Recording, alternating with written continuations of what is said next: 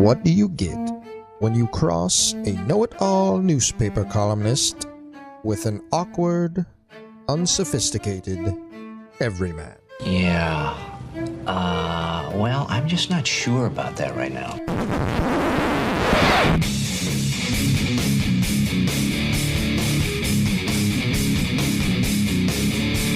Welcome to Couch and the Rube.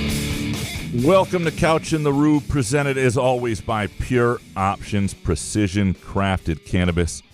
Download the Pure Options app. If you download the app, you get 20% off your next purchase.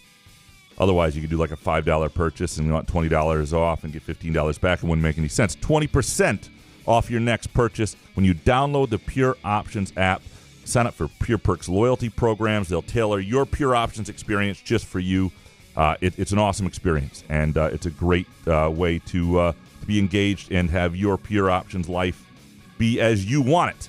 And our Monday afternoon show, brought to you by our friends at Muskox Quality Flannels. Their new fall arrivals have arrived. Go to gomuskox.com/new to shop for timeless flannels built for the modern man. A man like Jason, a man like me, well, or a man like you, or the man in your life. For every flannel purchase, Muskox donates $5 to the Alaska Wildlife Conservation Center. Muskox flannels are made in a way you can be proud of, utilizing ethical and sustainable manufacturing and materials. Look, you want to look good, you want to feel good, you want something that, even if you're not a good-looking person, makes you feel good about yourself. Muskox flannels are here for you. And for Couch and the Rube listeners, if you use the promo code FIXITINPOST, all one word, FIXITINPOST, you get $15 off your first flannel purchase. Again, gomuskox.com is the website. Jason, how you doing, brother? Iffy! Ifantu Malafanwu! We freaking love you, man! I mean, Zion was a big deal because he was a huge guy, and I just broke my chair. What's up, buddy? How was Maine? Did we get any Muskox Maine pictures that I missed on your? Because I don't get any of your tweets sometimes, but I meant to do it and did not. Yeah, no, it was bad. There was a perfect opportunity too. We were out on this little boat. It's like a little fishing boat, lobster boat type thing on a tour on Wednesday night. No picture whatsoever. And I didn't do the Muskox. Yeah, I was embarrassed. The wife didn't take one picture of you. Did you have a flannel on, or? Yes, I did have a flannel on. You had a flannel on. Well, there are no pictures were taken. taken. There are family photos. We just didn't do. You can't get one fucking photo of you looking off into the distance. I forgot to do one with me posed in the distance. The live read king. Well, let me say this. It's kind of embarrassing. The Marquette trip is coming up for the preseason basketball game at Northern Michigan. Yeah, and there will be. But this was like Maine. This was like. You know, I did one in Maine last. I did one in Maine in October. We did one at the Maine Lighthouse. You know, the headlight there in Portland. So. Yeah, so I figured, why not do it again? Okay. No. I mean, I look good. I was wearing a Muskox flannel. In fact, no one knows. We walked into LL Bean, and I told Elizabeth straight up, I feel like I'm cheating. I feel like I'm cheating on Muskox. I can't be here. And so while they were shopping, LL Bean, that is in Freeport, Maine. Yeah. So they're doing their shopping. My mother, my sister, my wife. I went outside, and there's this little grass area where there's a stage. I just walked laps, got my laps in. I just walked while they were in. I could not. Do you have a treadmill here?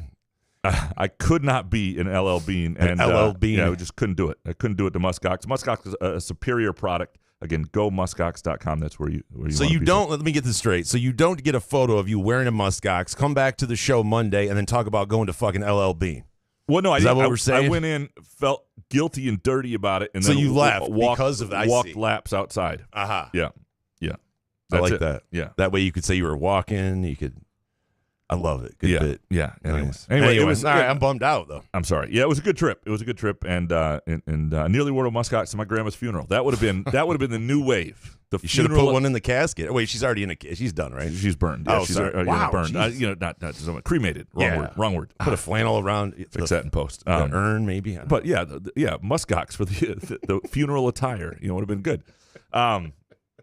Again, what a tribute. Nonetheless, I brought some of her ashes back with me. Did you? Yeah, I did. Where are you going to spread them? I have to think about that because I didn't know I was getting any, so it was not something I'd really known. That happens often. Yeah. Oh Jesus! Already? That's a record. Yeah. All right. We're there. That was Grandma telling you to move on. That was her box of ashes. Yeah, that wasn't the Ashes, right? No, it was not. Okay, It was the plug. All right. Yeah. It is good to be back. It was fun to be went to Portsmouth, New Hampshire. That's where I really should have done the muskox picture. That's a town to go to. I'm telling you right now, on the edge of Maine and Portsmouth, New Hampshire, great place. But then you guys went to the Untuck It factory. And went to Salem, and then Graham had to do laps around the Untuck It factory. Not do that. And then Boston for the Boston College game, which we'll get into in great detail Ruined here the weekend with our hot takes and yours. Lions as well. The Tigers are the fun of our lives right now. They're just that's incredible. That's we'll get into that here as well. You have any fun this weekend? Absolutely. I just wore my muskox flannel around the house and had some a lot of pure options, and it was a great baseball weekend. It's fun to have baseball in September. It was unbelievable. Some of these games, man. And it's the thing that I'm most excited about right now, which is crazy. You'd never. Well, let's not get ridiculous. I mean, football's still king. It is not right now. I just I'll tell you this. I was traveling yesterday, keeping tabs on the Lions game, watching what I could. More interested in what was going on with the Tigers and also the Twins and Red Sox than I was the Lions, to be honest. That's just where my head is, because we're near the postseason. But you can't have interest in both. I am interested in both. Right. I mean, but you were trying to make it seem like, the Tigers, like you weren't even trying to focus on the Lions. I mean, I just find that when you drive back from the store or something and it's like 12:45 p.m. and you see a guy mowing the lawn and you're just like, what are you doing? Why are you mowing the lawn right now? Aren't you getting ready for football?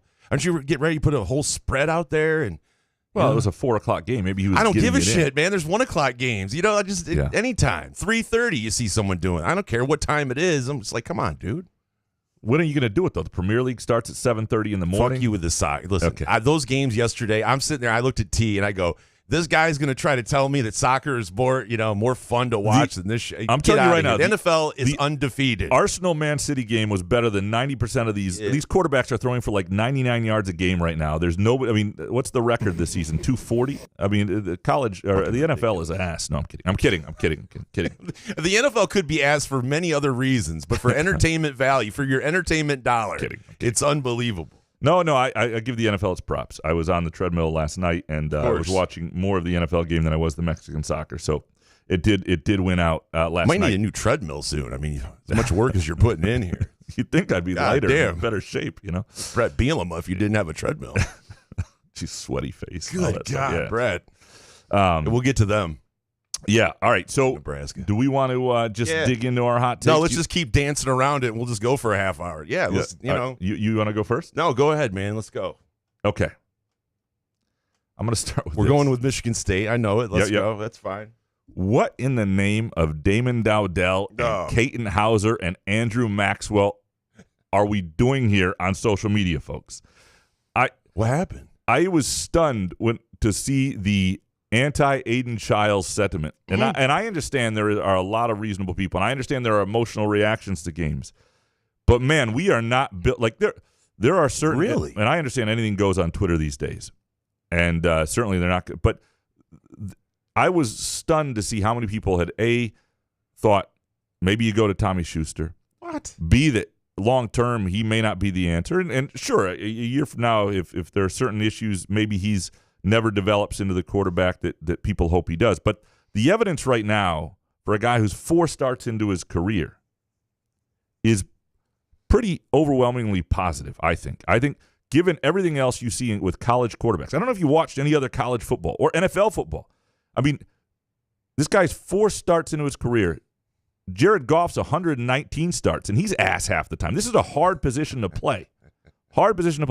Jared Goff needed a 2-minute warning to be not called correctly, or they lose the game probably yesterday.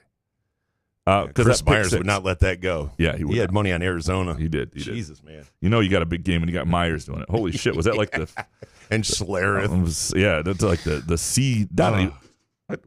I had 2 points. I just can't believe he brought it up like the third quarter too again. In the fourth quarter, it's like, dude, did you have the Arizona in the points or what? And anyway, look, Aidan Chiles absolutely contributed to losing that game, but they are not in that game without him. They are not in that game with any of last year's quarterbacks, with a lot of the quarterbacks they've had in previous years, because they do not have the playmakers elsewhere right now, especially with Nick Marsh out. They have a couple guys that are okay. And yes, he overshot Montorie Foster several times, and there are other quarterbacks who wouldn't have done that. Most quarterbacks would have been sacked so many times in the pocket. Most quarterbacks would not have picked up that 3rd and 10 with that 11-yard run. He has a compete streak to him, a moxie to him that is, I mean, there's a lot. He's entertaining as heck. And yes, he's a young quarterback who makes some boneheaded decisions. There's some things they have to work on. But my goodness, do we watch quarterbacks play around? Michigan's got a quarterback who throws for like 7 yards a game, and they're coming off the national championship. Most of these quarterbacks are not very good. It's so hard to get guys who can do what Aidan Chiles can do. And there are some downfalls with that. But right now, this team has a chance to upset people, to be in games with people that wouldn't otherwise be, because it has a playmaker at the position, somebody who can create for them otherwise. I understand frustration. I understand this idea that if you were already a more polished quarterback, and if he was, like if Aidan Chiles did not throw 3 interceptions yesterday and did not miss Montorie Foster, he would be in court tomorrow petitioning the NFL to only need 2 years before you can be in the NFL draft, because what the hell is he doing in college football? That guy can do everything else. If he did not have flaws to his game, if he was not the normal 19-year-old, think about who you were as a 19-year-old, Jason. Mm-hmm. You were complete ass, right? Yeah. I was ass at 39. I was complete ass, right? Yeah. Like what? I'm getting better. Like we are rarely the best of ourselves, rarely in a craft like that. There are very few guys. I mean, Raiola, the guy who's the god of all quarterbacks in Nebraska, just lost at home to Illinois. Like, this is a hard position to play, and I understand that he made some throws that maybe some other guys wouldn't, and I understand that he does some things trying to do too much, and he actually made some decisions that weren't great when you go back and look at it. But like, I don't get the thinking that he, at this point, might not be the answer for them. I don't get that at all. But let me ask you this. When you say that there was anti-Chiles, pro-Schuster things on Twitter, like from anyone that you respect, did you see anyone where you were like, man, I respect that person's opinion? There were people who I mean, it's a hot take society. We ask for hot takes on here. I can understand watching Chiles, especially when you have money on a certain thing. That's where it comes from. Gambling is a lot of this too. People get upset. But that's how Aidan Chiles gets $1 million to come to fucking Michigan State. So we have to understand that they're going to have these hot takes. But my thing is, we make these hot takes viable because we just go, I saw people on Twitter, and I've said this forever on this show, is like, we make these things a thing because there are people on there that don't have an identity or have anybody that really cares or 12 followers, and then we take their opinion seriously. Can I understand where people are coming from? Because I think maybe if you had Schuster at spots, could you have won that game? Are you a better team than Boston College? You can start there. But Aidan Chiles has given you hope from the game before the first game of the year, right? Of the possibilities. If you have Tommy Schuster, no offense to him, but no one's really beating down the doors to come get Tommy Schuster. They would be beating down the doors to get Aidan Chiles. So I understand what you're saying, but when I hear people go, on Twitter, people were saying Dan Patrick does it, national guys do it. We got to stop doing that because people that should have no opinions get opinions because we make them opinions. No, that's a fair point, and there's an art to it. And so it's like 2:30 in the morning. I'm back in my hotel room in Boston. My wife's asleep in the other room. Uh-oh. And I'm thinking to myself, I knew the column I wanted to write on Chiles. But I also, you're right, you don't want to give too much credibility to one opinion, right? Or a few off non-prevailing opinions. Right. I felt it was enough, and you don't want to point out, and like there's an art to writing it without, I don't think I said the word Twitter once. Maybe I did. I don't think I did. There's an art to writing it, sort of signaling that there's a prevailing winds of frustration, and because there were people that I do respect. There were people who are listeners to this show, and we'll have some hot takes in this show about that. There were people who were, but also it's a hot take forum where they're kind of firing it off. You may feel that 100%. Way. So I was trying to just be reasonable, and I wasn't admonishing people, but I was a little surprised to get there already. I'll be honest. I was. Well, then let me ask the fans that want to change. What were you expecting before the season? How many wins? Does Aidan Chiles give you a better hope for your future as a Michigan State fan, or is it Tommy Schuster? Right. Then answer that question, and then we can go from there, I guess. No, that's because I understand Aidan Chiles. And can we talk about the weather? I mean, it was wet the whole game there as well. Yeah, no. And If it was dry out and we saw some of those throws, I can understand. But again, it goes back to the age, and then we start from square one all over. And didn't have Nick Marsh and didn't have Jaron Glover, and so there are before the game you thought you had no chance with those injuries. There were there are things that he didn't have his usual complement of weapons, and part of the thing that I think happens with Chiles is because he does do things that are electrifying, that are wow. You almost want the consistency of it because you see the ceiling. It's not like you look at him and go, there's a shit quarterback. So you almost want the whole package right away. But he's not a complete quarterback yet. He's not. And we've talked about this, but until you see it, we talked about he's probably going to lose them as many games as he wins them in this first year. We've said that. I think we've all agreed upon it. But then when you take what a good year to do that, though. You take the emotions of it, right? And they go 3-0, and it's like, they could have been 4-0 because they could have been. They lost this game in part because he didn't take care of the ball. And that's the next step for him to understand you lose as many games. Yeah, but he as didn't you fumble that kickoff either. He did not. He did not. He was not. can- He was not entirely on it. And the defense has been, I think, better than people thought. And so there's some hope there. And you're right. The interest that exists in college football creates the paycheck that he gets. You got to want the pressure, right? I mean, this comes with the territory. I don't mind people questioning him. A year from now, he's going to have to deal with that, I think, more and more. I was just surprised by the opinion because anybody who's watched Michigan State's quarterback position for most of the last decade, I think, would be pleasantly surprised by the 19-year-old who's under center. But doesn't that year. opinion pretty much write itself, though? It's a game that Michigan State should have won. Not many people expected them to win. Chiles did have 3 interceptions, right? I mean, it's just a narrative that's going to happen, and people are going to get pissed off. That's just when you have a week off in between games, man, we're just going to come up with all this stuff. But, I just thought it just bums me out they lost that game because they were the better team, and it felt like Michigan State beat themselves a little bit. But I think the underlying storyline is the defense. As much as it is Chiles, it's the fact that Rossi and this defense is actually, you feel confidence in it, to whereas a year ago you didn't have any confidence whatsoever. And that's a nice luxury to have as well. So I just think if you're a Michigan State fan, you got to be kind of excited. Like it's going to chap your ass, but by Wednesday you got to get over this. And this week, for example, they play Ohio State this week, and they have not looked like they belonged on the field since 2019 with Ohio State. Well, let's see what Schuster has. Let's throw him out there the first half. It would not go well with anybody but Aidan Chiles. Like the reason it might be a little, they might look like they belong on the field. They might be able to put up some points. They might be able to get to 17 points. It might not be so ugly. It's because you have a quarterback who's a playmaker who can play at that level in terms of athleticism, in terms of creating opportunity. Now, he may throw a couple interceptions in this next game. It would not surprise me. Go either way. Good. And at this point, if you could make that bet, will Aidan Chiles throw an interception today? I would tell people to make that every day because he's going to do it. Minus 475. Yeah, dude. Yeah, I would do it at minus 475 this week at least. I was a little surprised given all we've seen at quarterback. I think the thing, and I understand you're not supposed to delete tweets, and I understand that Twitter is a reactionary tool, but maybe delete some tweets because it's just anybody who just went out. Now, again, I respect all opinions, and we're going to have this discussion as we go through these because this. You do not respect all opinions. I respect some opinions, and I respect anybody who listens to this show and has opinion and takes part. I will say that for sure. Sure. All right, what is your first hot take? Oh boy, It's our core foundation, man. Grit.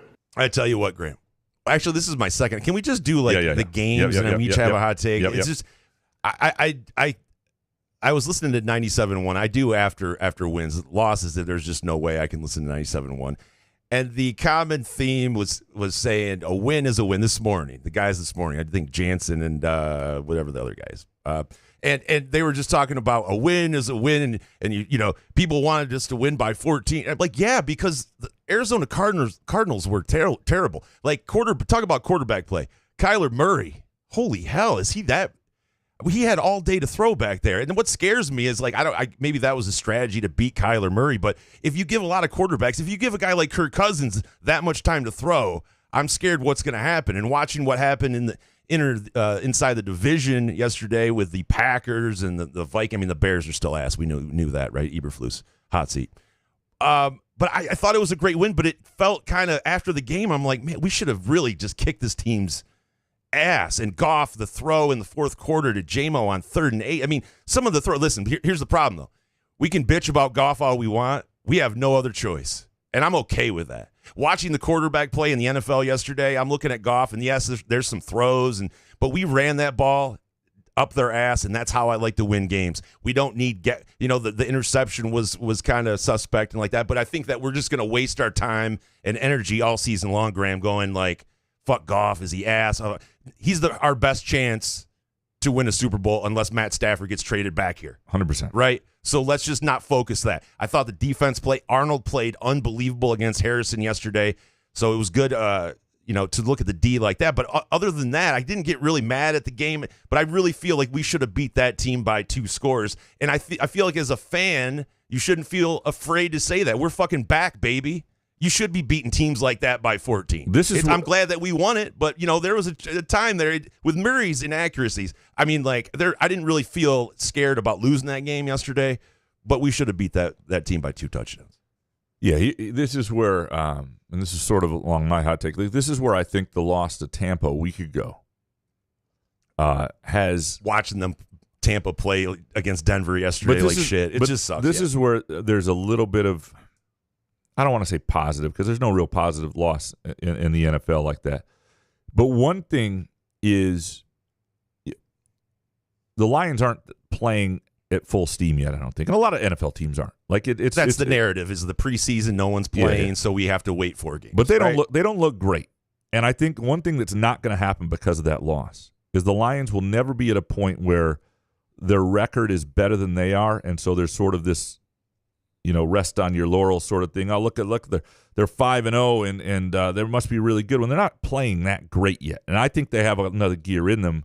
But the D is playing great, and I know the offense looks that way. But if you look at numbers, the way we ran the ball yesterday, Goff was 18 for 23, 2 TDs and 200.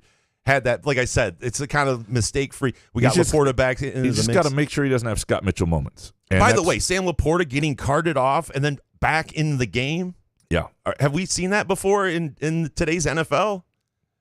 I feel like we did last year. Did we? Point. Okay. Yeah, all right. Yeah. I'm just saying that was pretty amazing. I'm sitting there, and then they have the doctor that goes on Twitter and tells you what he thinks is a possibility for Laporta's shit. And next thing you know, I look up and he's back in the game. So I was 2 seconds from firing my tweet off. Shouldn't have played him till week 10. My usual. Dude. Yeah, my usual bullshit. That'd have been great just to sit back and watch it. But I fire messages at you.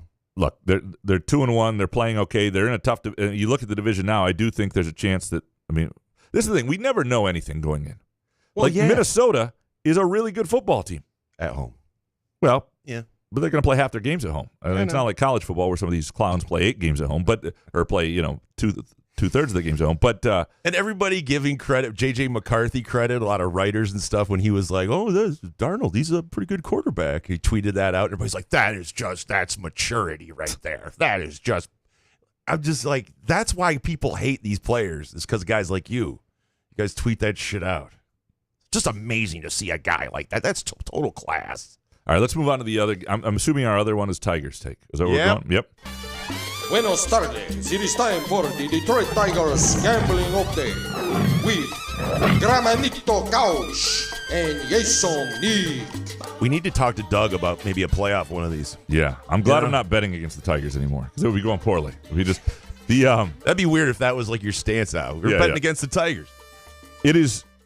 It's unbelievable. Yesterday was. I've thought it might happen for like a week now because the way they were playing and the way that Twins and Royals were, and the way they're doing it against good teams though has been impressive. The way that this was the stretch you thought, they're playing the Orioles, right? This is going to be a problem.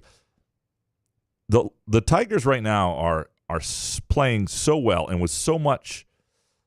The thing about baseball is you get these lazy Sunday afternoon games where the team doesn't really show up and they just get. Like when you play the Rockies at home with Skubal on the mound. But rarely does the Tigers are so focused at bat to bat, little thing to little thing, doing all. I mean, they're in every game that if you could play 162 like that, and I don't think you can, I think you'd win like an extra 15 games just because the other teams weren't doing that. It's sort of like the difference between college basketball and the NBA, where in college, like every moment is intense, and then in the NBA, get games where guys are playing 70% or taking days off and shit like that. It's gotten to the point, though, the vibes are so good. They're playing as well as they can play. I don't believe this is a team that I don't know yet if this was that if you tried to and they need to add to this roster in the offseason. I'm not saying they shouldn't. Pitching, fear bat, all that stuff. No, hold firm. We're good. But I don't know that this is 100% sustainable, but they are a good team. They're playing well, and they have some really good pieces they've discovered. The Parker Meadows of the world. I mean, they're just they need to get in now. That's the take. They need to get in now because if they don't, it'll actually be disappointing. Until this last series, it was like, this is a lot of fun. Yeah, it would suck if they're not in. I probably won't watch the first playoffs, whatever. But if they don't get in now, it would actually suck because they're playing so well. You would like this to lead to something. You would like us to next week. I want to be, when we're trying to figure out our showtime next week, I want to be doing it around playoff games. I want to be thinking about wild card games. And I don't know. To me, I want them in the playoffs so badly. Really? Okay. I just want to see that, and I want this team to be rewarded for it. And that really changed with this Baltimore series. I wanted it before, and I thought this was a great run. This now, it's got to happen. They've sort of earned it. It sucks they've lost both tiebreakers to the Twins and Royals because they're playing better than both these teams. But yeah, the Twins are on a hell of a losing streak. And they've set themselves up where you got 6 games at home against competition that isn't what you've been playing. And the White Sox to end it, right? Yeah, you 4 of those. You will go 4-2. You might be in. You go 5-1. You're probably surely in. 3-3. It gets dicey. You're going to need one of those teams to keep playing like shit. But those teams are. So you never know. But am I an ass for having that Rockies game linger into my brain though? Because you're right. Like I want them to, but I am happy honestly for next year. I'm excited about 2025. Yes, if they make the playoffs, obviously I would be ecstatic. But I'm at a point where I see the next level of this franchise, and I'm like, yeah, let's go next year for 2025. Because what the hell could this team do in the playoffs? Looking at some of these playoff teams that are, So anyway, I mean, but you've almost painted yourself into it to where you need to make. If it would be really disappointing with these teams that are coming in, Tampa Bay and the White Sox, right? And to not get in look, the playoffs. The Twins are playing the Marlins for 3 games, so that's not great. Then the Orioles are at the Twins. The Twins are home for all 6. Hold on, let me pull up the Royals here real quick. Off.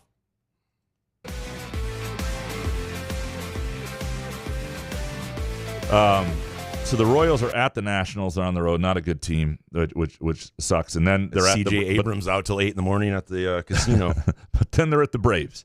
So, and again, some of these teams at the end, what they have to play for and all that stuff with the resting makes you nervous too. The Tigers need to do is just keep winning, keep playing how you are.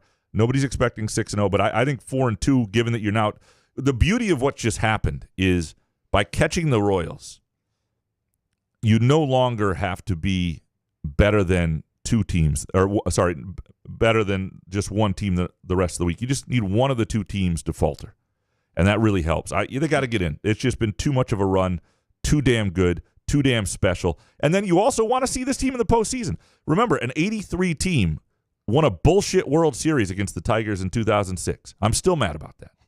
And I would love the baseball postseason is a complete mockery of the regular season. It's total bullshit.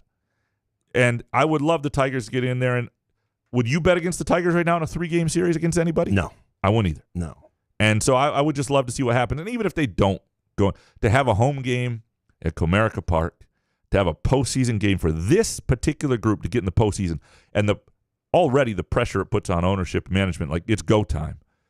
But beyond that, it's like, what else are you waiting for? Now you really got to add. Anything else would be malpractice. So a week from Friday, could we have a Javi Baez retirement night against the White Sox? It's at home. Just keep throwing. Well, no, I'm just saying. Let's just, or does he want to play baseball elsewhere? Or he ain't going to play for the Tigers. That's what I mean. We might as well have a goodbye Javi night. Yeah. Can we get we can get towels made? Trees can make towels. Yeah. See ya, Javi. That catch Sweeney made, though. That was Saturday, or was that Saturday or Friday? And by the way, shout out to Apple. I was trying to find the game on Saturday, so then I look up, of course, in the Detroit News or whatever, and it's like, oh, yeah, it's Apple Online. Well, that was Friday. So then I fire off a tweet to Apple, and then it realized that someone's like, yeah, it's actually on Bally's. I'm like, oh, Jesus, man. A lot of pure options, baby. Speaking of pure options, prepare yourself, because this week, I'm ready. This week, the Tigers are going to be playing some intense games, even when they're playing the White Sox, meaningful games. There are going to be some nerves, all right? You want to feel your best and obviously have your muskox flannel out. This is perfect fall weather already. Go to Pure Options. Get yourself ready. Get some MGs going so you can handle the stress of this weekend with the Tigers playing Friday night, Saturday afternoon. Doesn't conflict with the MSU game. And then Sunday at 3 o'clock at home for what may or may not be a really, really meaningful game. Again, pureoptions.com. Find the location nearest you. If you spend $50 or more, you get a free 8th of Pro Grow. If you tell them Couch and the Roof sent you, tell them Couch and the Roof sent you. Either way. Are we ready to dig into these listener hot takes? Yeah, let's do it. Eric Schultz up first. Number 1, with Aidan Chiles' decision-making seemingly not improving, MSU's O-line on life support, and Iowa and Michigan having legitimate D coordinators. Those games seem less winnable today than they did 2 weeks ago. And 2, Nate Carter shouldn't play meaningful downs anymore. And 3, any rational MSU football fan would have accepted a 3-1 start if offered before the season started. If someone were to offer 4-4 and Chiles remains healthy heading into November, I'd take it, even though it'd mean losing 4 or 5. Yeah, so these are good. I do think watching Chiles improve week to week and how he does, like these next few games, tough opponents for a quarterback to look good when you have the offensive line that Michigan State does right now. And he's going to make some mistakes. He's going to throw some more interceptions. To me, the question is, can he not, can he make one less mistake a game? Can he make 2 less mistakes? And we might feel that. And then the other thing is he talented enough to do things that keep MSU in the game against teams that are probably better than and more seasoned programs and defenses? I mean, if somehow, some way, they're close against Ohio State and there's a turnover by Chiles that leads to them losing by 6, right? I mean, then you start to build a little bit of like mistakes this, mistakes that. But you thought nothing. What did you think that was going to happen before the season, like Eric said?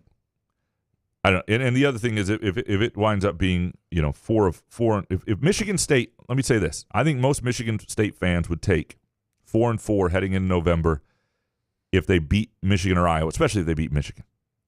But if they beat one of those two teams and they lose 4 or 5, it's not going to, the vibes are going to be okay if they're 4-4 heading. I think if they're 3-5, if they lose 5 straight, and how you keep heads up and all that stuff gets interesting. These next 2 games could be brutal, but that going in, they've got to beat Iowa or Michigan, and I think if they do that, and they're 4-4 going in November, even though Indiana looks much better, even though Illinois looks like a little bit of a bear. If they get to 4-4, they're probably still on line to get to a bowl game. But they've got to beat one of these next four teams, and 2 of them I think they'll be very much in the game against. Dominic, number 1, Tigers didn't take over the wild card until I paid up for Bally's again. I am him, Couch. 2, Graham didn't reply to my Sam Levitt text last week, and he subsequently took a shit this week. Graham is not him. 3, Michigan getting sucked off by leprechauns and MSU breaking our collective hearts.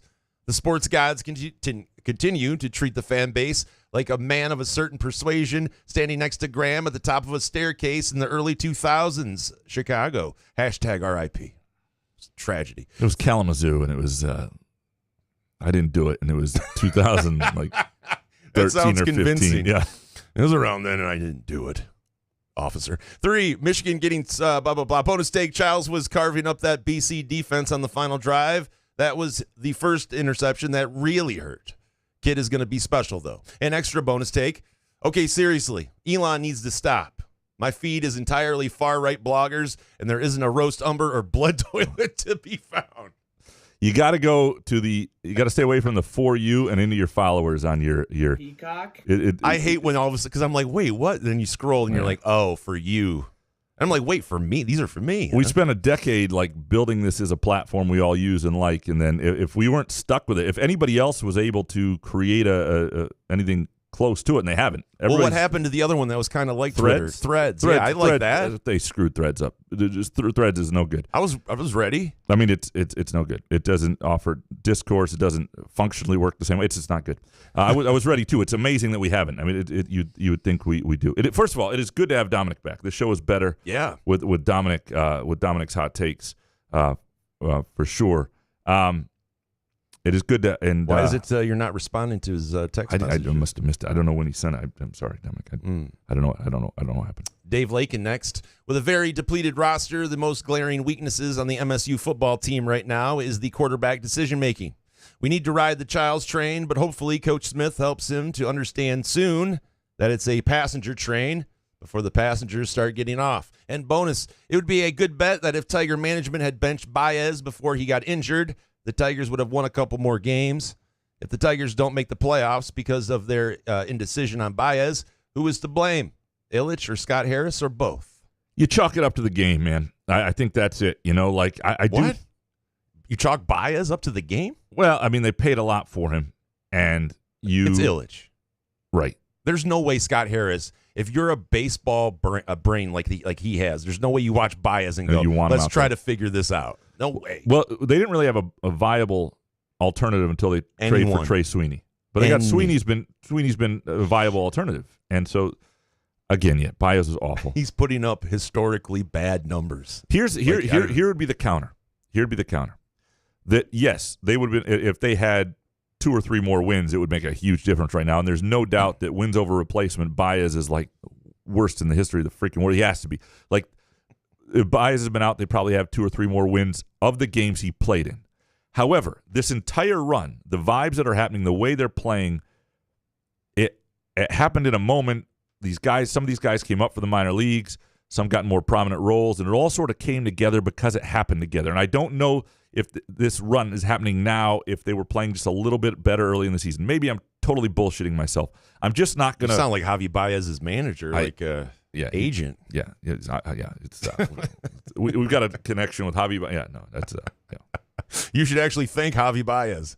Captain Dumbfuck. Everyone expected MSU to be 2-2 or 3-1. No one expected 4-0.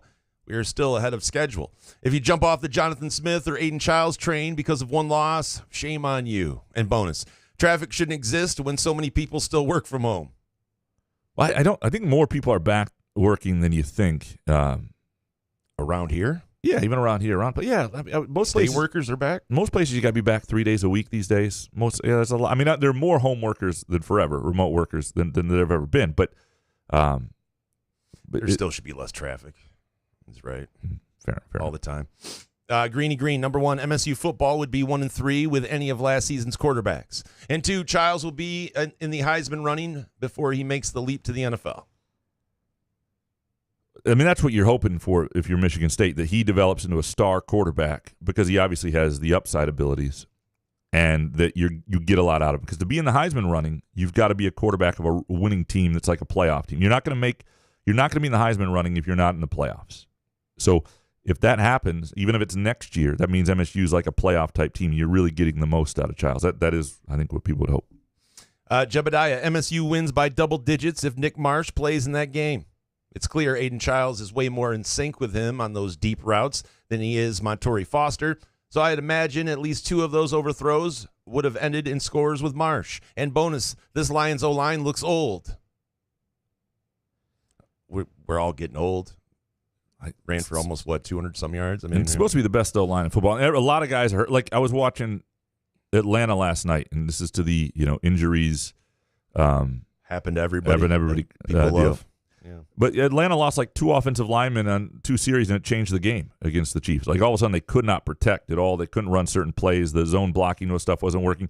And to that point, how Jonathan Smith was asked today by Stephen Brooks of 24/7 about injuries and how many they've had early in the season, because they arrived in the year fairly healthy. And he did say, they do look at everything all the time. They evaluate off-season training. They evaluate all the stuff. Now, most of these injuries have happened in game, but it does just happen everywhere in football. Eventually, you just want to develop the depth that the guy you're bringing in, even if he's younger, is recruited at the same ilk, is developed by the same coaches, is of the same general talent, and you're not losing. How do we keep Liz Frank away from this program, Coach? That'd be my question. Ken Chu, I'm okay with Chiles' growing pains, but running back 2 and running back 1 need to make better decisions and catch the ball. Yeah, I mean, I think they want, if you're talking about coming out of the end zone there with Karen Lynch, I think they want him to be aggressive there. Jonathan Smith was saying today that they did not block that well, too. He should not have gotten hit where he did. And he also didn't think they blocked for Ryan Eckley's punt that well that nearly got blocked. The situation with Nate Carter is interesting because sometimes you look at him, you're like, man, that guy has the worst luck. Like when he's in there, it seems like more guys are getting there to him. But eventually production just matters. And somebody else is making guys miss, and it just seems to work better with the line and whatever it is. And I am a believer at this point. And Nate Carter had some great blocks here and there, and I'm not saying he's a non-functional running back. He's a good player. But they are more effective running the football with Lynch Adams, sorry. And that is, I think K'Ron Lynch Adams is just a better pure runner. Now, pass protection and other things, I don't know about that. But there's no question that so far he's been the better back. Jarrett next. This is the most entertaining quarterback MSU has had since Drew Stanton, and MSU finally has a watchable offense.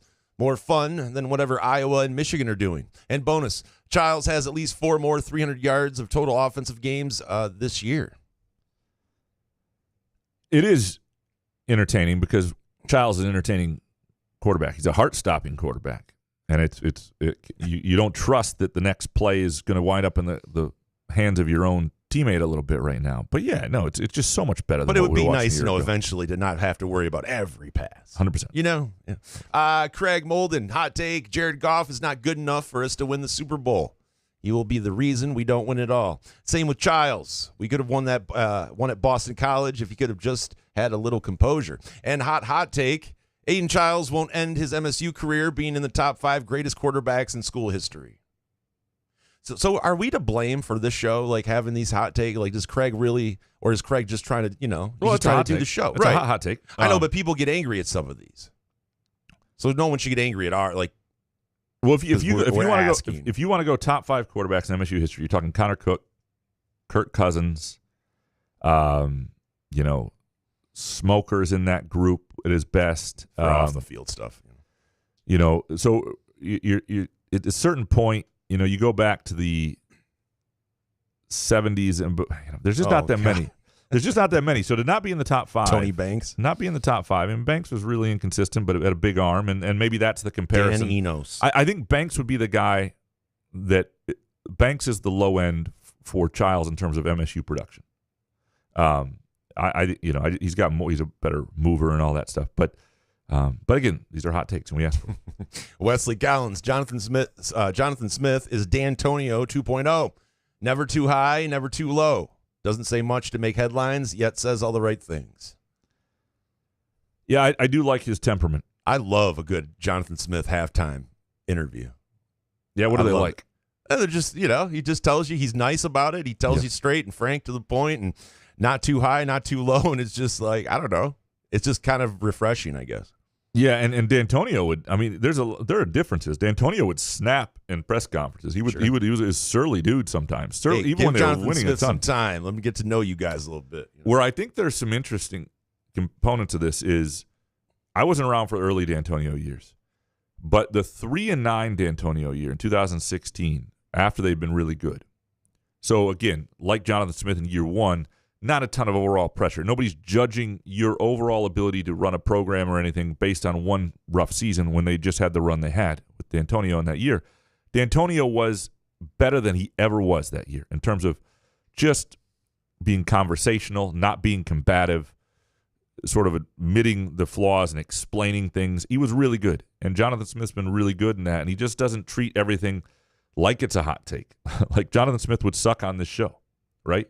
Now, he would be really good explaining things, but it's being a hot take artist. That's just not who he is.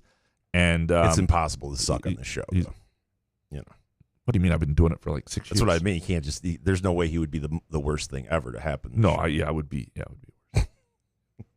All right, Wesley Collins. Jonathan Smith is. I read that. Kevin from Rochester Hills. This is MSU's best coach team since the D'Antonio years. And bonus: USC has a MAC defense. It was not. They did not offer great resistance to Michigan's running game at times. Yeah, I mean USC. That's been their flaw for a while. Lincoln Riley, hot seat. Mm-hmm. I don't think yet. No, I don't. I don't think so. I don't think so. All right, Scott. The MSU defense and special teams are that of a playoff team with 10+ wins. The MSU offense with the O-line and a lackluster running game and being very turnover prone, 6-6. They are so explosive and have high potential to be a good unit with a good O-line and a seasoned Chiles. The defense, like that goal line stand, I thought was one of the more impressive things. After they force a fumble they don't get, and then have to make the stop again and then do it, and the way Jordan Hall stood up Castellanos like that, or Castellanos, that was to me, like I don't know, I really think this defense is solid, and I'm very curious to see them this week against Ohio State because they're not going to win the game. I don't think it's always going to go well, but they have not been competitive, like looking like they belonged on a field with Ohio State again since 2019. I think this defense has a chance to look like it at least belongs on the field with them, and that will be noticeable, and I think it's a great measuring stick for them in that regard. Kurt Wisniewski, the MSU Boston College game was awesome. The weather was garbage, but it was great seeing all the Spartans at the Bell in hand, Sam Adams Tap Room, and the Black Rose. We show up. There's a lot of MSU people around, and it was a good crowd there for Boston College too. Student section was packed there, but and yes, the weather was shit. But yeah, I think this was one of the better destination games. I think a lot of people went out and did Boston for the weekend. Nate Dogg, number 1, Chiles gets paid by the interception and missed wide open throws. 2, the offensive linemen don't like Nate Carter. And 3, MSU will lose the next 2 games, but will be number 1, in one of them late. It does feel like that sometimes with Nate Carter. Like there are a lot of lookout blocks. Like the guys that get by and yell look out. Like I don't know what it is, and I don't. I'd love to at some point get a real breakdown on what they're seeing and why that's showing up. Because at a certain point too, it's not just anecdotally in one game you can be like, boy, that every time he had the ball, the blocking was not as good, and he did have that one long run against Maryland, but. There seem to be more guys getting through when he's running than otherwise.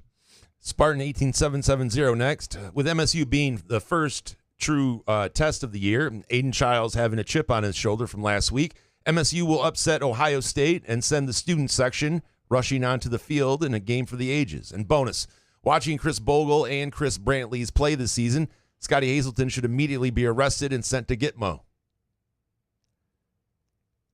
Yeah, but Scotty Hazelton, he's a nice guy. He's got a beard. I got to say, Bogle has been considerably better. Now he's been healthier this year, but he looks like a guy who's I'm not saying he's an NFL star, but he looks like a guy who could play in the league a little bit this year. Brantley is taking major steps. Now he's still a really small corner, so I don't know what that'll mean for his future, but that's to upset Ohio State. We're going to have some rushing the field hot takes in a minute. But if Michigan State upsets Ohio State, and I know the field is high, is raised at Michigan State, so it's hard to rush the field, I do think you would have that situation. Slurry down there with his phone out. And it would be warranted. We don't actually get on the field anymore. Solari looks good. How much weight has he lost? Lost, I don't know, a fair bit. Yeah, absolutely. Sorry, I got to play this. I will. Gotham Volleyball Dad. Number 1, the weather and result of the game made Saturday an irredeemable rectal ward of a day. 2, that being said, it was awesome to be surrounded by so many Spartan fans at the game. And bonus, I'll save my other teams have this many injuries related question for the later show. It happens everywhere. Yeah, the weather did suck, and I had one usher type security woman who led me the wrong way when I was right next to the gate I needed to go into, and it turned out, and she said, no, you need to be on the other side of the stadium. So I went with all the students, like walking through the rain and the mud, and just you get over there and my shoes and socks are soaked. You get over there and it's like, nope, it's on the other side. I just, what's this lady's name? She needs a gift card. No, yeah. She's just like, man, God, fucking. Oh, man. It's just like, how do you get it that wrong? And that confident. Like, my wife used to do this thing.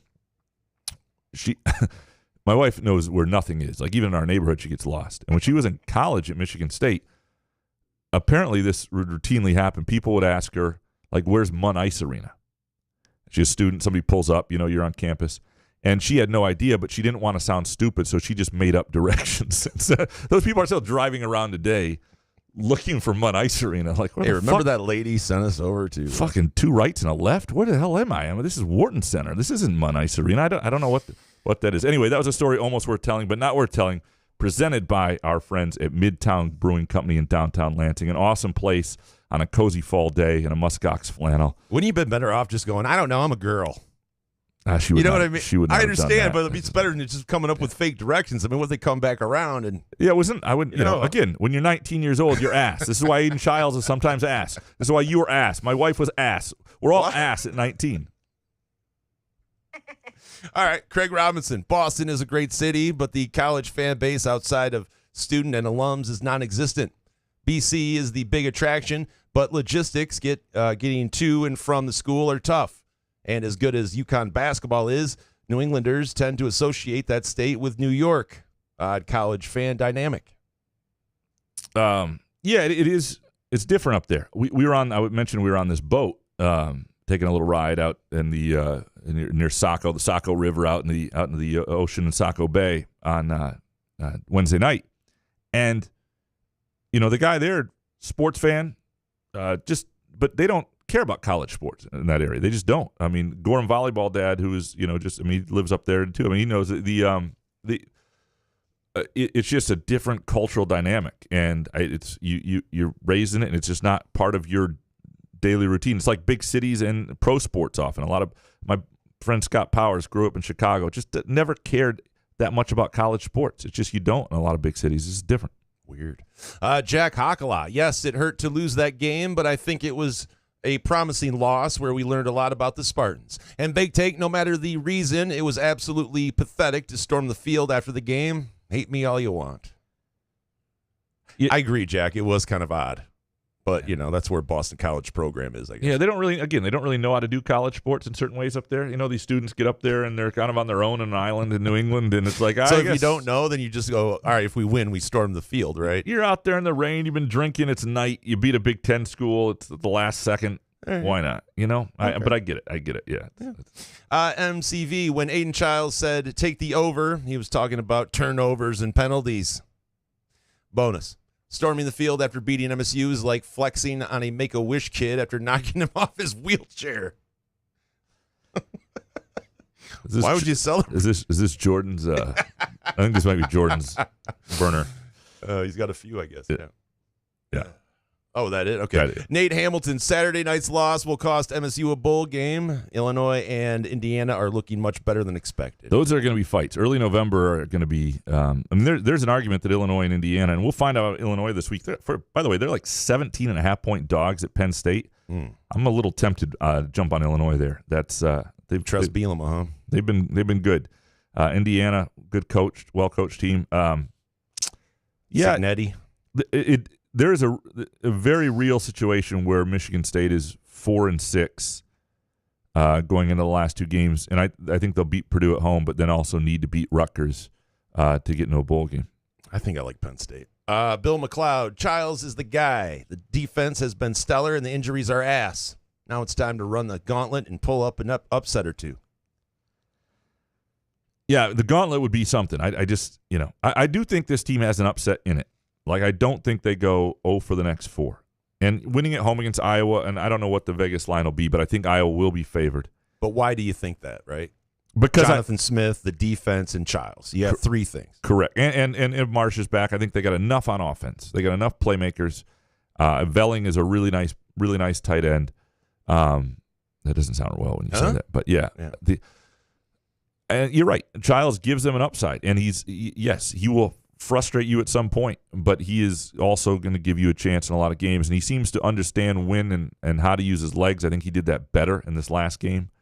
They don't win this game, period. They're not in this game, I don't think. The way things are going, they couldn't get the offense into a rhythm, and on 3rd and 10, he has that run. And it was a great block by Nate Carter, and he goes for 11 yards, and it was just a real competitive run with his athleticism to keep that drive alive, and then they started to find themselves. I don't know if that happens if a lot of the game unfolds the way it did. Ethan Charmella, Chris Vanini at The Athletic ranks all teams 1 through 134 each week. Had MSU at 57. Only one opponent still on the schedule was outside the top 40. This MSU team both intrigues me with who who we are going to upset. It feels like we're capable. And, damn, how are we going to get to 6 wins? Vanini is an MSU guy. I mean, you should know that. He went to Michigan State. He covered Michigan State a little bit. So, but he's not some homer guy. He's done a nice job building himself a career.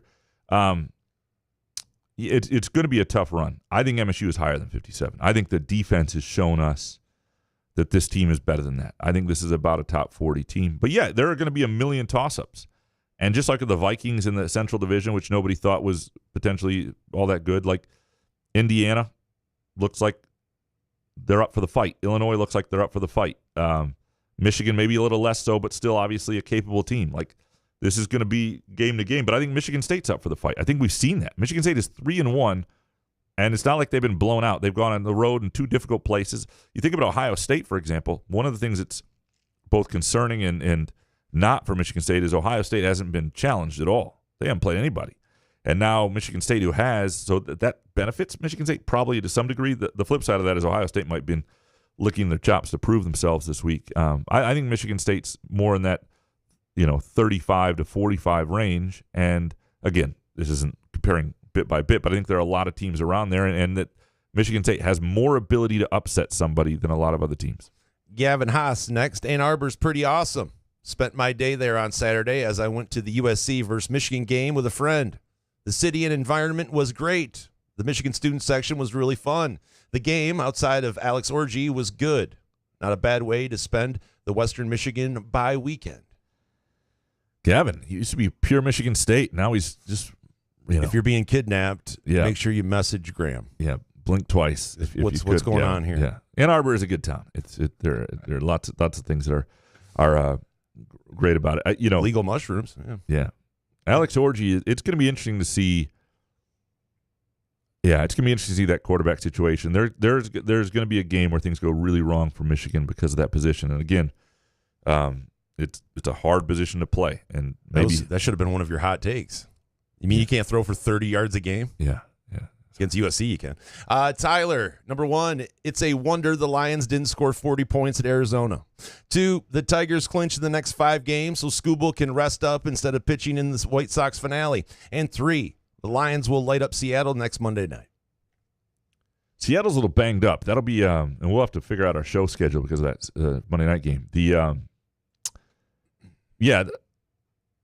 It would be, you just want the Tigers to get in this year.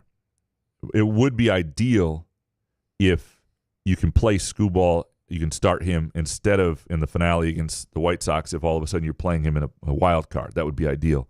But at this point, you get in any way you can get in because that's the story of this year. And there's fun in that. You're just taking your shot. Like, there will be years, the baseball postseason is going to piss Tigers fans off again soon. Because can't wait. There are going to be years where you've been a postseason team for a month and known it. And really good, and you get there, and then you just don't happen to be hot that week, and they only play 3 games in the wild card round, or it's best of 5 because it's the divisional round, and it's stupid. There should be no series, especially once you get to the divisional round, that's less than 7 and never more than 1 day off. It should be depth of pitching. You play 6 and 7 days. You have to start 4 different guys if you want to have any chance. Like, these are the things that should exist just like in the regular season. And the Tigers have been so bad for a long time that we haven't been able to be angry about it. And this year you can't. I mean, this year you just want them to get in. David Jackson next. Fans are too forgiving about Aidan Chiles for his play. This year, being a second-year quarterback, Chiles is excused for youth. Last year, second-year quarterback Noah Kim was run out of town on a rail for his failures. Plot twist, boys and girls. Kim had a higher quarterback rating. Hold Chiles to a higher standard. I never would have thought that was going to be David's take. Yeah, no idea. Yeah, we'll make this the Muskox hot take of the day. Uh-oh. From our friend David Jackson.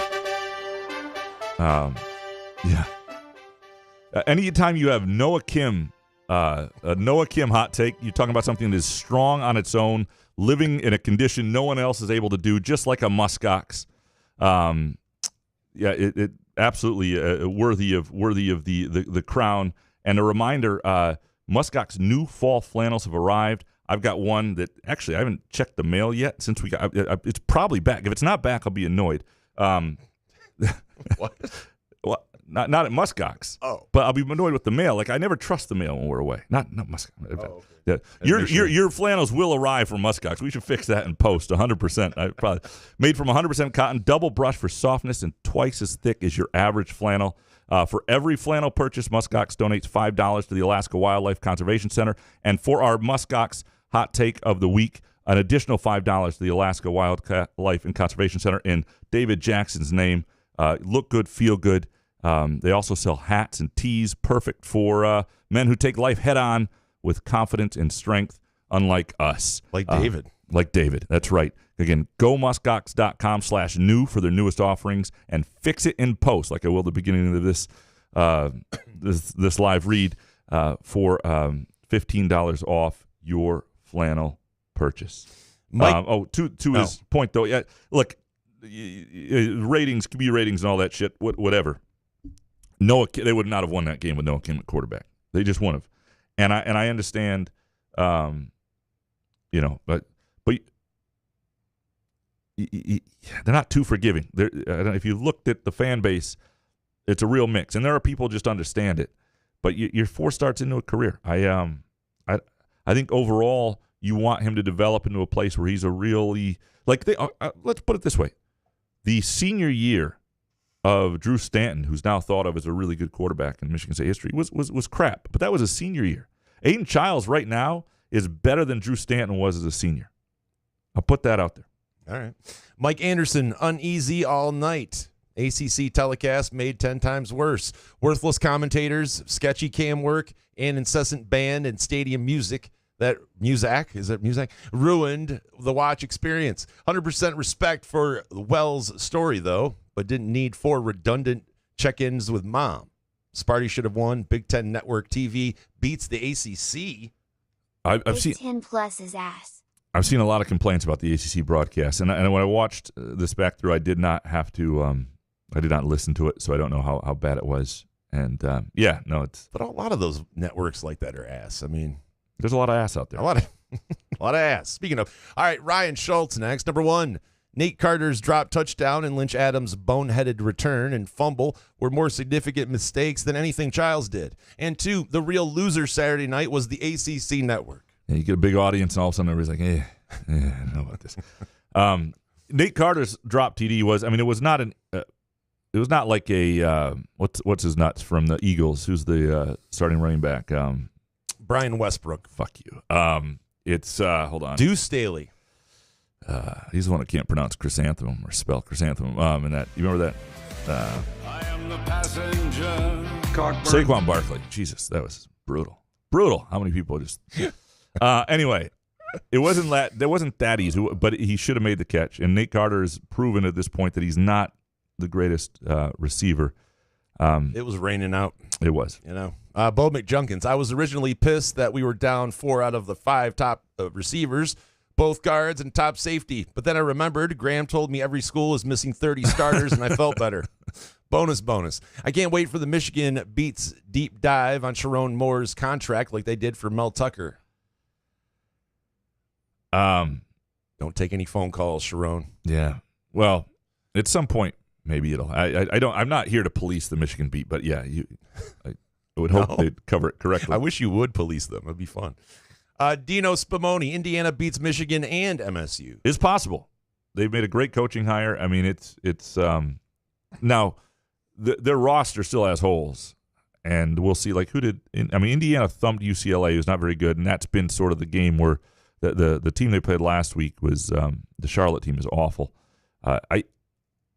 So who's Indiana got this week? Hold on, Indiana.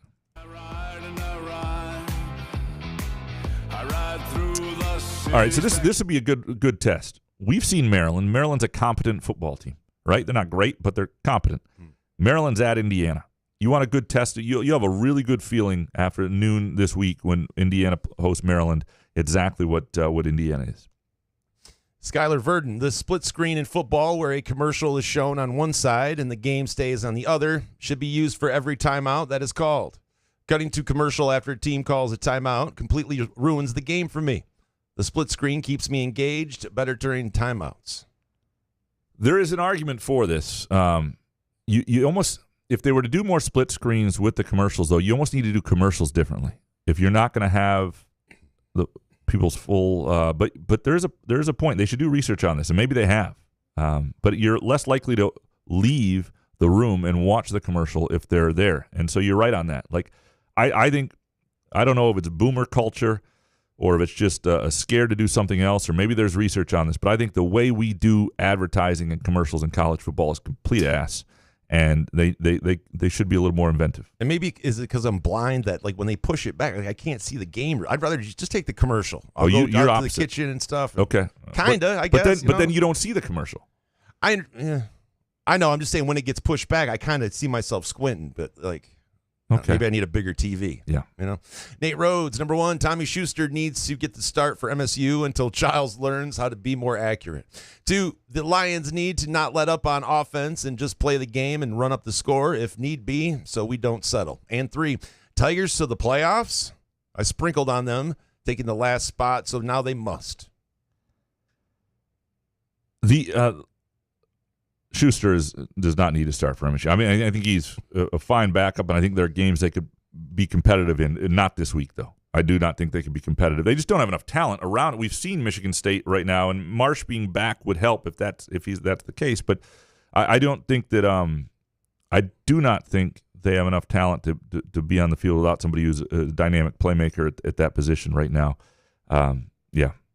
Oasis Dog 97. Anyone calling for Chiles benching should be banned from all MSU athletic events and banned from tweeting until they shove a beefy 5-layer burrito up their assholes.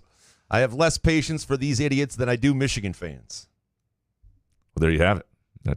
Go out there, play hard, stick your cleats so far up their asses that they've got to use the cleats to brush their teeth with. Shout out Chad Latz. He just had surgery. He's in lots of pain. Chad, I know you don't listen to the show, so it's worthless even shouting you out, but I'm thinking about you, buddy. I hope you get well soon. Andrew Gauthier, number 1, in all the criticism of Chiles I've seen, I don't see enough praise for the fact that he was a primary reason MSU was even in that game. 2, fumbling the kick return at the beginning of the second half on your own 10 is a great way to lose a game. And 3, go Lions.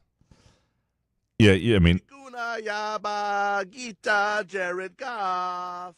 he was the primary reason MSU was in that game and got it going offensively in a lot of ways. And that's just his. I don't know how that's even a debatable take. Aledo, what drives me crazy with the Chiles is he doesn't play sped up, which is a great thing, but you think he would with his interceptions. He just falls into the trap of trying to get all 100 yards on one play, which leads to mistakes. The last drive was a great example of that. Yeah, there are things in terms of maturity, and this was the first game where I thought, as I went back through it, there were some decisions that weren't great, and I thought there was more accuracy in previous games. And again, I'm no quarterback whisperer myself here, but no, yeah. I got to say though, I know it's different leagues, but the NFL, the guys, it seemed like there was about a handful of quarterbacks that were just yelling 500 and throwing the ball straight up in the air and seeing what was happening. Kyler Murray was one of them, right? I mean, we're talking about a kid that's 18, 19 years old in college, but yeah, no, and they do have to. I mean, again, he has so much ability, raw ability, talent, that if he is able to slow down and make good decisions and live to fight another day, throw the ball away, and play the game a little more conservatively in some ways, his talent will show up and he'll eliminate the mistakes still. And yeah, but when you were 19, you'd be like, "Shut up, old man. I'm going to try to make this play." I don't think that's his response. Not him. Smith. I'm just saying, me. It's not. Yeah. PHBA next. Aidan reverts to the long ball when stressed and agitated. It's a bad habit, and he needed this loss. A win would have been more positive reinforcement for this behavior. The ultimate spin zone. I respect it. This is almost a good Muskox hot take of the day. Yeah, and again, this is my Lions take that the Tampa loss helps in one regard, but I don't know. It is true that, like, if he pulls off, say that last pass that's picked off, say that's some amazing pass that's instead a touchdown. But and maybe you're right. Maybe this is part of the sweat equity that goes with developing as a quarterback, and you need to feel like you've let your team down in certain ways. And I think he does. I do think he feels things quite a bit, and so in that sense, maybe this is part of the growth. It's not a Big Ten loss. It's a team that's hoping to be bowl eligible, and I think be in a few games and pull an upset here or there, and I think all those things are still on the table. Let's take a really quick break. When we come back, we will dig into more of your hot takes. Couch in the Rube, presented by our friends at Pure Options, Precision Crafted Cannabis, and our Monday afternoon show brought to you by Muskox Quality Flannels. Hey, sports fans, are you tired of the same old routine? Looking for a way to unwind after a long day? Look no further than Pure Options, the premier destination for all of your cannabis needs in Lansing, Detroit, Muskegon, and Mount Pleasant. Whether you're cheering for the Lions, Spartans, or the Wolverines, Pure Options has everything you need to elevate your game day experience. Mention Couch the Rube when you visit Pure Options and get a Pro Grow 8th with a $50 purchase. It's our way of saying thank you for being a loyal listener. Swing by Pure Options today and elevate your cannabis experience to a whole new level. Firekeeper's online casino and sportsbook is the site to play from your phone, tablet, or laptop. Get in on all the football action with pre- and in-game wagering. There's showdowns every week in football that you can't miss. Plus, the college and pro hoops are red hot, and the pucks are cool. Get your first casino deposit and sports wager matched up to $500 each. Terms and conditions apply. Must be 21 or older and located in Michigan. Gambling problem? Call the Michigan Problem Gambling Helpline at 1-800-270-7117. Where else can you cheer on your team? Enjoy a mouth-watering burger or savory sushi. Sip on handcrafted cocktails or one of 46 beers on tap. Take your game day or date night to Cask & Company Kitchen Bar or Front 43 Neighborhood Pub near Frandor. Two amazing places with one awesome blended modern American Asian menu. Catch the game on one of 30 60-inch TVs or stop in for the all-you-can-eat lunch buffet. Enjoy happy hour or elevate your night out at Cask & Company or Front 43 on East Saginaw in Lansing. Ever wonder how comfortable you can be and how good you can look? Put on a Muskox flannel and find out. Muskox has new arrivals for this fall, including the Caper Green Grand Flannel, which even makes Couch look good.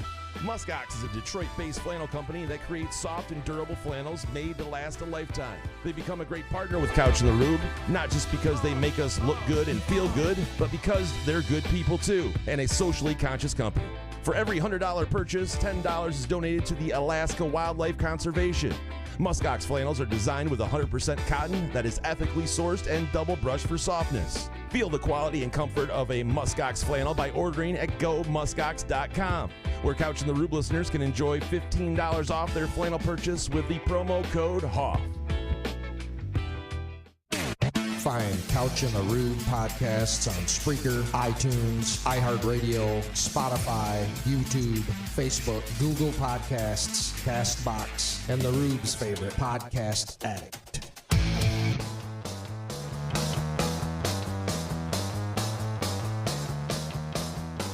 Couch in the Rube, presented by Pure Options, Precision Crafted Cannabis. If the Aidan Chiles experience is too much for you, do not begin a Michigan State football game without several mgs of Pure Options in your soul, in your system. Let them help you get through whatever growing pains Aidan Chiles is going through. Again, pureoptions.com for locations nearest you. 3 in Lansing area, the west side of the state, Muskegon, Detroit, up in Mount Pleasant. You know, if you're on your way to do something to the Central Michigan football program because you don't like them, you can swing by Pure Options. In Mount Pleasant as well. Again, pureoptions.com. And our Monday afternoon show brought to you by our friends at Muskox Quality Flannels. Some fantastic new offerings at gomuskox.com/new. And again, for Couch in the Rube listeners, $15 off your flannel purchase. It is definitely almost flannel season here. Go to gomuskox.com. Use the promo code FIXITINPOST, all one word, for $15 off. Professor next. MSU needs to start end big on O-line NIL. MSU needs to start end big. It should be in. I didn't edit it right. Sorry. Keep Chiles protected and give him some running game, and he'll become a star. In Baked Take, soft shell tacos are vastly superior to crunchy taco shells. Are you a soft shell or a crunchy guy? You know, I kind of agree. I don't know if they're vastly superior. Yeah, I like a good soft taco because the crunchy ones they break into like 1,000 pieces. Yeah. As somebody who spills on himself regularly, unless I'm wearing a bib, and I don't. Well, you show me a human being that eats a crunchy taco like a normal person, though. Yeah, you want to eat over, and you eat it over the sink if you're going to eat a crunchy taco. You got to eat over. Well, what fun is that? Why do I mean, is it that good where I have to eat it over a sink? No, gross. Yeah, trough. Bobby, MSU's biggest challenge will be to give Chiles the opportunity to improve without getting hurt the next 5 weeks. Yeah, they need to keep him upright. He seems to do it. I mean, obviously, it just takes one hit that goes the wrong way, one slide, everything like that. And, but the goal is to live to see another day, another play, and throw it out of bounds and slide and not head first. And, And what you really want is when you get to November, Michigan State's got another win, right? And Aidan Chiles is playing a little better and still has his confidence, and you feel good about things. That's what you want. Witty username, fire the coordinators, buy a better team. These children are bums. My ego can't handle a loss. Kisses, Spartan Twitter. There is some of that. I think there's a lot more reasonable, but yes, you do see the full gamut of emotions for sure. DMB, number one, college football teams that play 8 home games should forfeit their right to a first-round bye or home field in the playoff. 2, lots of injuries, but newcomers stepping up, a testament to competent coaching. And 3, BC isn't a world beater, but enough sample to now say MSU has some dudes. 7 wins or bust. Yeah, I mean, the thing is, though, a 7-win season is what we're watching seems reasonable. I just think we've talked about earlier with Indiana and Illinois, there are some good teams on that schedule, and there are going to be a lot of toss-up games, and they're going to have to win more of these. And they have won one. They won at Maryland. I mean, it's not like this is a team where in their DNA is losing close games late. They played 3 close games at this point, and they're 2-1 in those close games. So I think there's a lot to suggest that they'll be okay and win their fair share.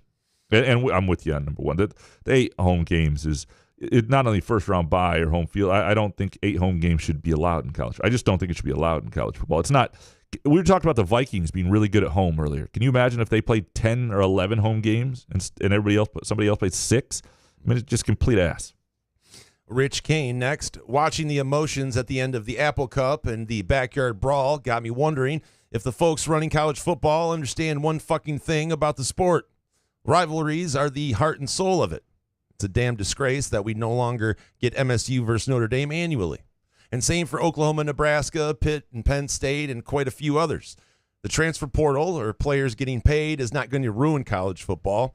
What will eventually make people care less will be the custodians of the game disregarding cherished traditions. And bonus, Rocky Balboa is not a real person, and his fictional loss of competitive drive was not a real thing.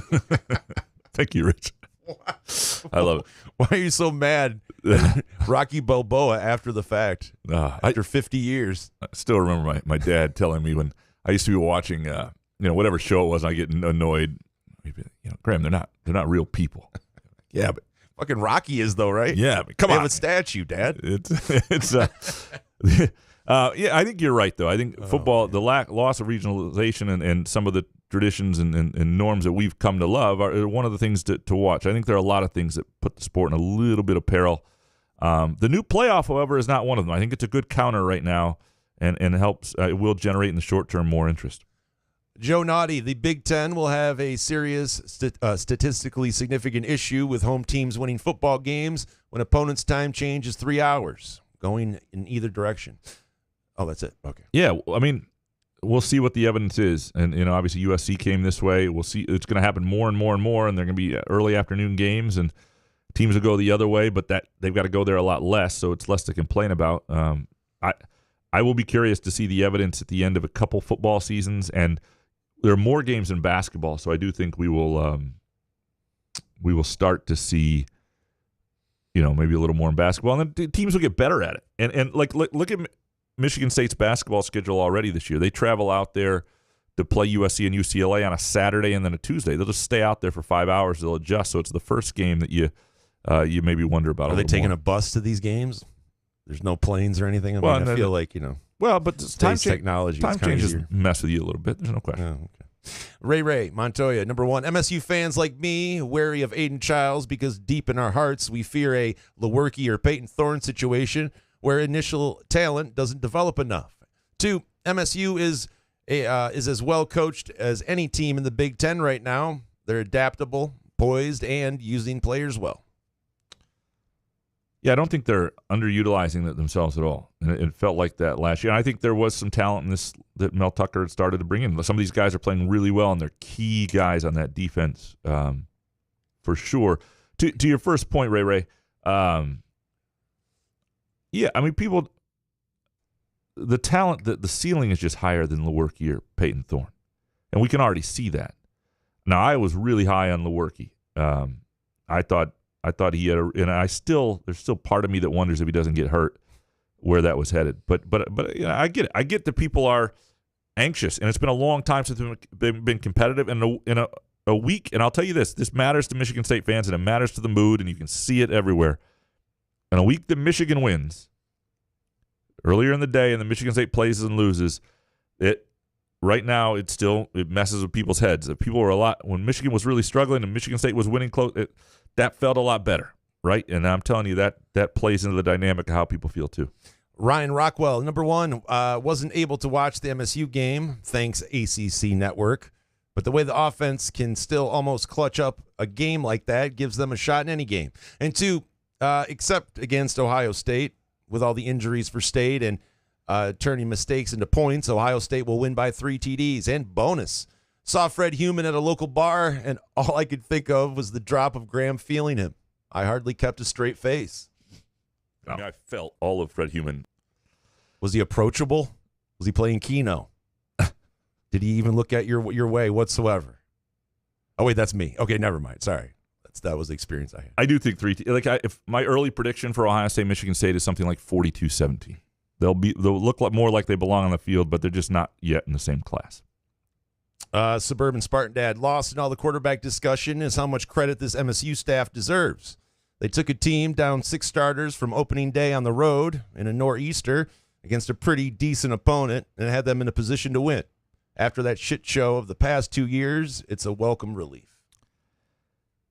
Yeah, I mean, it was not a nor'easter. It was not an easy game to play in, but it wasn't that frozen monsoon. Yeah, it was not easy stuff to play in. No, I don't. It was wet. Yeah, other than the turnovers, and I don't think there's anything about the way they're competing. I don't think there's anything about the defense that's that concerning. I think the offense, given the injuries and everything else, you just need to deal with the growing pains and to continue to recruit more talent because they can't really run the football yet, and that's going to be an issue. Matt C. Aidan Chiles is on pace for 21 interceptions, which would smash the record of 16, the school record of 16. You can't just chalk this up to inexperience. I'm still all in, but he needs to improve, or we need to recruit someone who can push him next year. Can't be getting 7 figures to set the interception record. Oh, and bonus take, sorry. Welcome to the Big Ten, USC, where Michigan never gets called for holding. Stop crying. We have the world's best cheaters in this conference, and you need to take the refs out of it. And baked. Lincoln Riley should be fired for losing to a team with 30 passing yards from running the wing T. If I'm a USC donor, I'm like, we gave you a private jet and you can't beat this sorry team. He's a complete joke as a coach. The problem with and I do understand the idea that, quarterback like Chiles is now getting 7 figures, and a coach like Lincoln Riley is getting paid.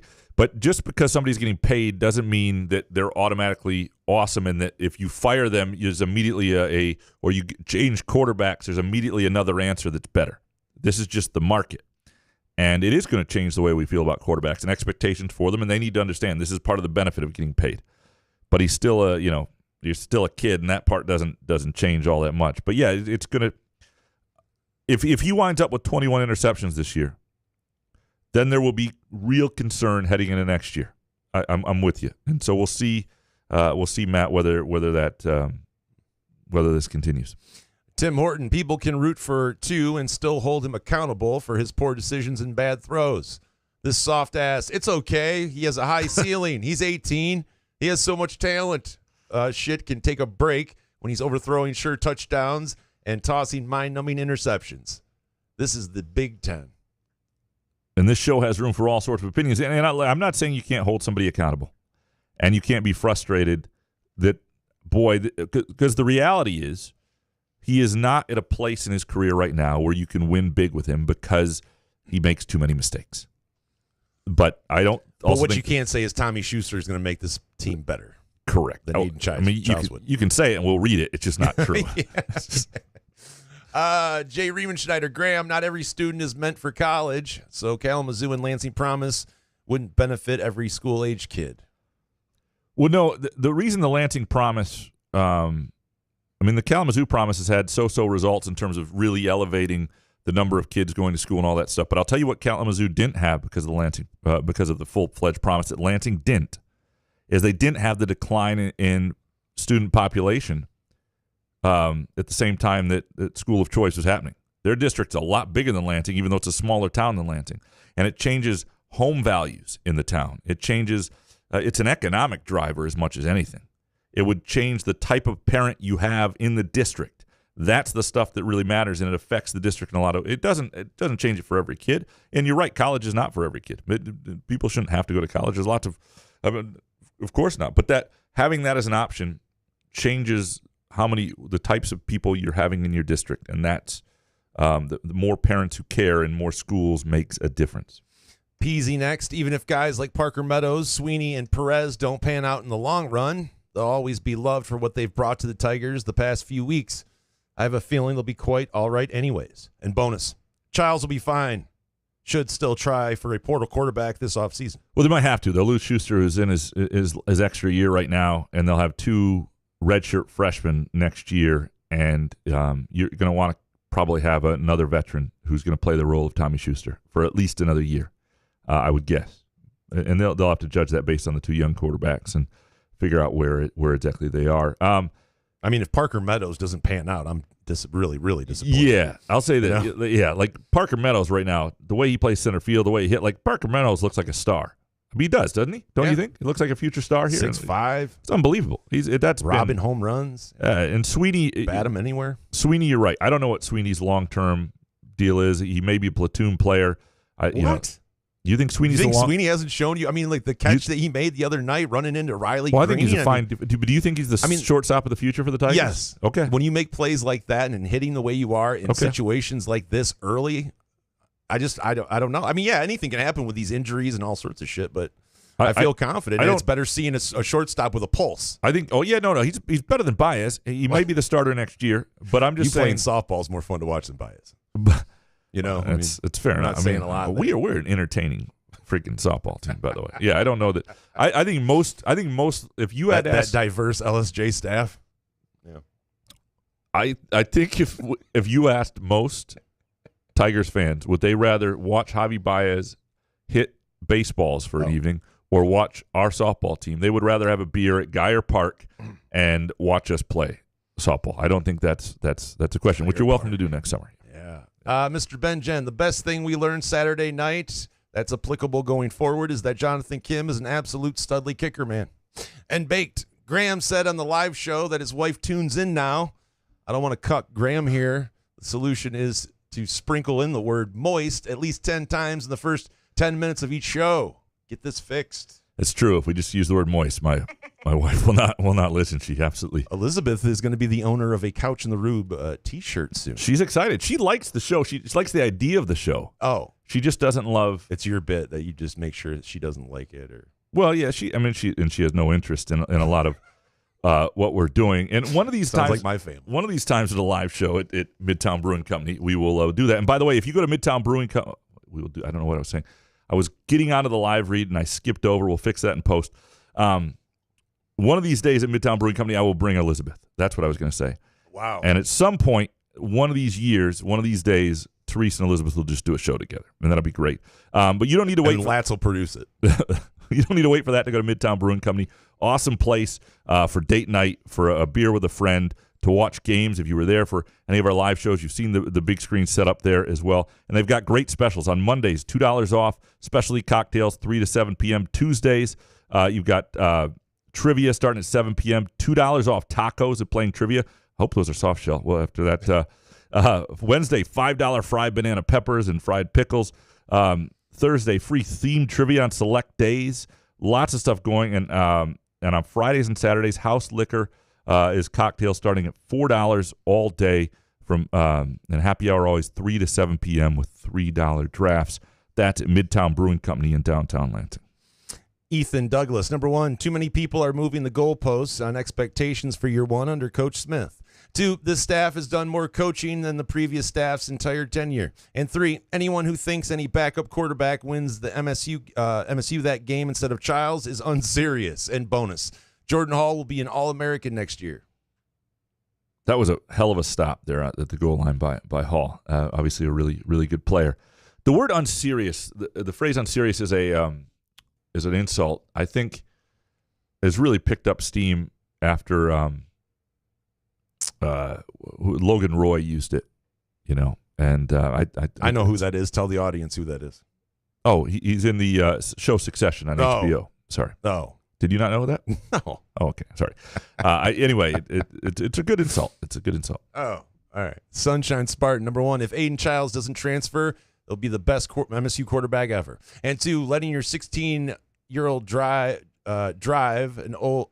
What the fuck? Well, sorry, it's a mistake. Letting your 16-year-old drive... I'm editing all of these in like half an hour. I'm missing Jonathan Smith's press conference while I edit these most of the time. 2, letting your 16-year-old drive is the most terrifying thing as a parent. And 3, Michigan will still lose 4 games, including versus the Spartans. Yes. I could not imagine letting a 16-year-old, like, sitting in the passenger seat. Yeah. Like, you would need one of those, like, in driver's ed where they have the brake on your side, right? One of the best rules they came up with was that you can only have so many teenagers in the car together. Because I remember when we were in high school, it was like 8 people, whatever. It was not good. Michigan will lose 4 games, including versus Spartans. Very likely to happen. They're still incredibly limited on offense. Like let's look at Michigan's football schedule here for a second. Hold on. Come on.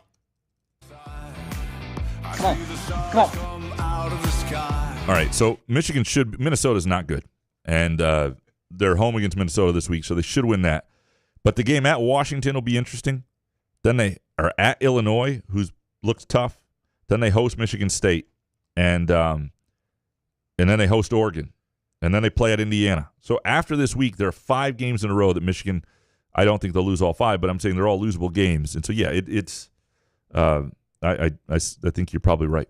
Scooter Tramp, the Spartans are fun to watch again, mistakes and all. They care, and they're building.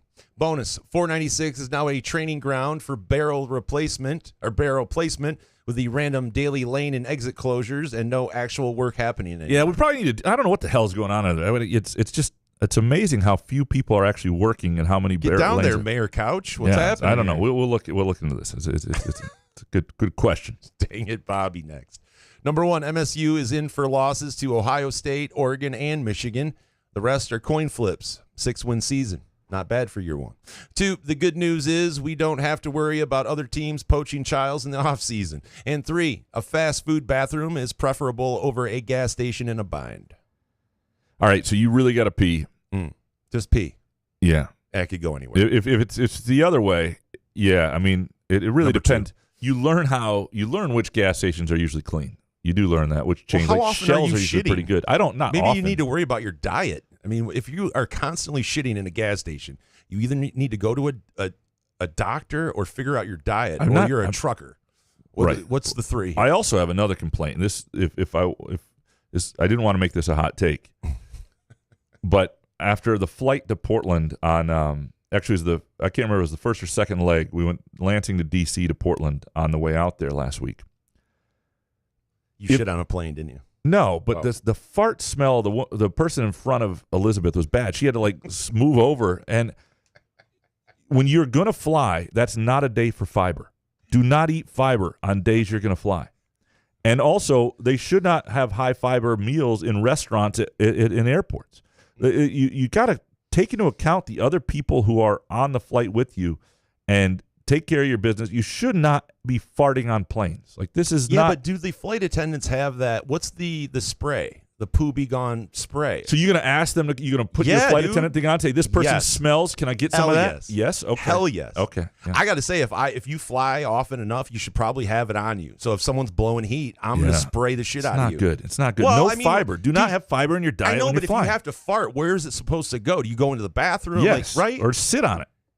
It's impossible to sit out. Dude, if you have a 2-hour flight and your stomach is kind of bubbling a little bit, to just squeak one out. But think about that going into the day. Make better decisions. But I'm saying if flight attendants had that spray, listen, man, we all fart. I mean, it happens, all right? So we have to call you out a little bit. If you're going to fart, you're getting called out. Okay. I think that's the punishment. On a plane. Yes. Yeah. Yes.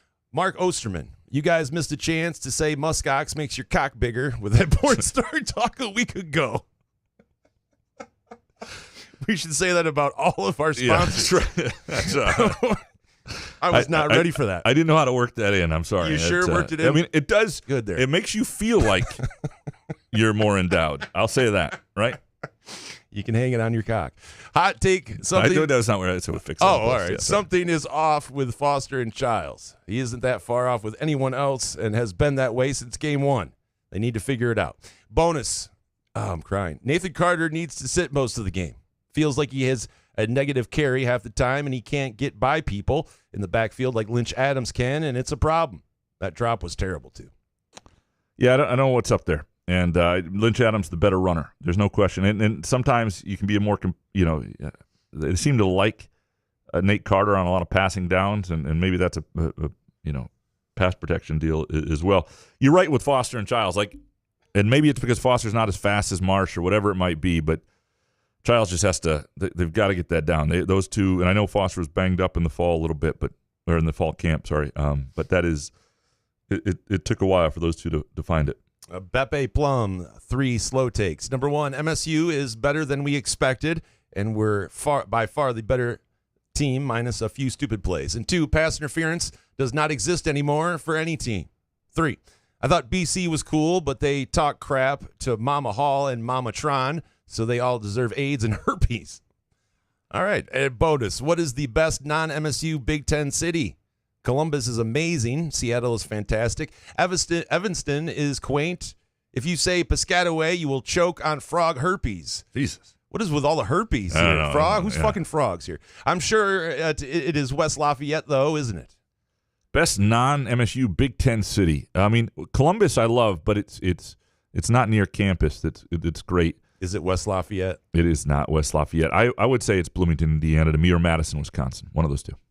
Mojo Jojo, hot take. The Lions need to trade for Amari Cooper. J-Mo may be too hit or miss, and our depth is thin at receiver.